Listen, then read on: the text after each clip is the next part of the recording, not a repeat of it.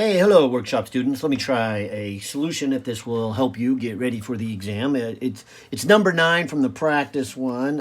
Somebody sent this to me asking if I could go over it. So let me give this one a try here. It says a spring hangs from a hook on a ceiling. All right, so let me start by drawing a ceiling, maybe a little hook. Here's the spring. Okay. So the spring hangs from a hook on a ceiling. A person then attaches a block, which is initially at rest, to the bottom of the spring and releases the block at time t equals to 0. All right, so let's talk about what's going to happen. We put a weight on here, a mass m, and we release it.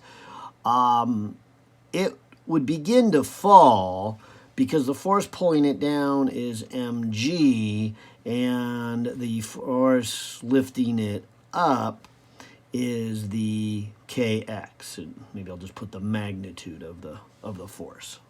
All right. And of course, at first, the spring is not stretched at all, so there is no upward force. But as it stretches, the force of gravity remains the same, but this keeps getting bigger and bigger. And so at some point, maybe right about here, those two are equal.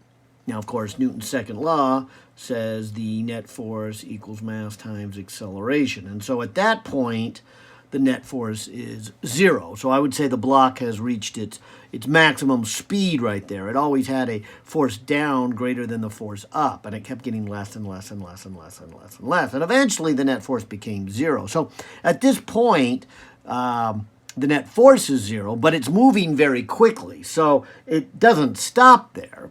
And so as it continues on, from this point forward, the force from the spring is even greater than the force of gravity.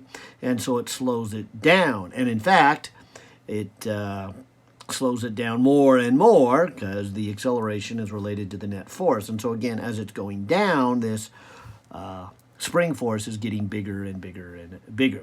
So eventually it's going to come to a stop.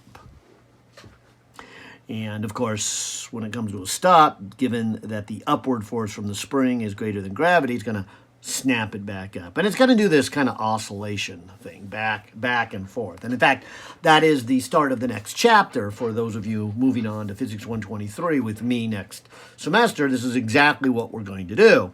We're going to start, you're going to see me do this exact oscillations as we start the next chapter. But anyways, that's getting ahead of this semester.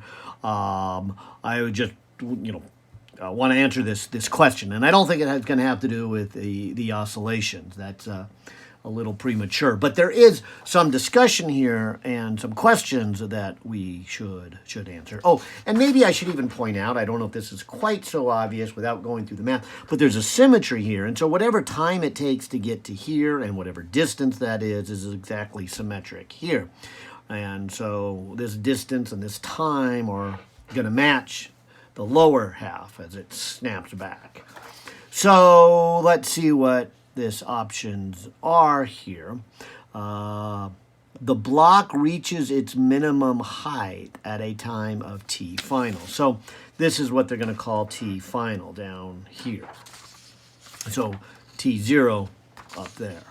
So knowing that, we can say that the kinetic energy of the block stays constant between this time. No, that's not correct. It would not stay constant. As I said, maybe I should write the formula for kinetic energy. It has to do with the speed of the object. And so the object starts with 0 and goes faster, faster, faster here. And so that's where it's going to have its most kinetic energy. So the kinetic energy increased. And then slow down, and stop, and no kinetic energy here. So it gains kinetic energy. It loses kinetic energy. Certainly doesn't stay the same. So that would be an answer that should not be checked. Gravity does positive work. Yeah, remember work is this integral of f dot ds or dr. So this is the work, and it's positive when those two are in either the same direction, or since it's a dot product, some angle of cosine theta where theta is less than 90 degrees, you would get a positive number On the other hand, if theta is greater than 90 degrees, you would get a negative number. And so the object moves down, that's the direction of the ds, and the force of gravity is down. So they're both in the same direction. The angle between them would be 0. That would mean that we would have cosine of 0, which is 1, a positive number. And so gravity would do positive work. And for that matter, the force from the spring is upward. And so the force upward and movement downward, these are 180 degrees, and cosine 180 degrees is negative 1. So the force from the spring is going to do negative work. The force from gravity is going to do positive work. And I think those are our two options. Gravity does positive amount of work. It sure does. Check. The spring does negative work. Sure does. Check. Okay. The block has a speed of 0 at both 0 and at the final time. Yes, that is correct. So that one should be checked. So uncheck that one, check that one. That's what I was saying. It came to a stop. All right. Hope those help. I'll move on to the next one.